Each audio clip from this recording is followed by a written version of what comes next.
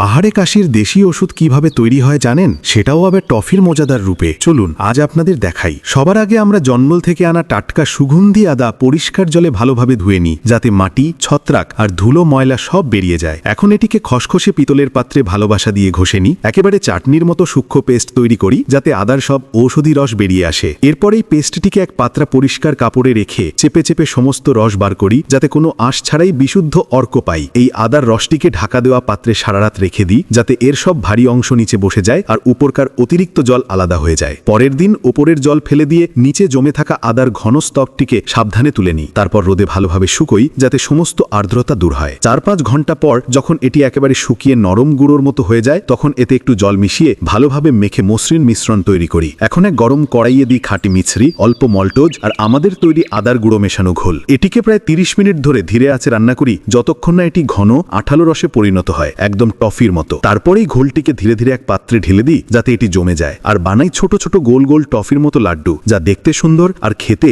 দারুণ মজাদার। তো দেখুন, তৈরি আমাদের দেশি কাশির ওষুধ। না কোনো ভেজাল, না কোনো পার্শ্ব প্রতিক্রিয়া, শুধু স্বাদ, স্বাস্থ্য আর প্রশান্তি। বলে তো, যখন চিকিৎসা স্বাদের রূপ নেয়, তখন পাহাড়ও যেন হাসতে শুরু করে।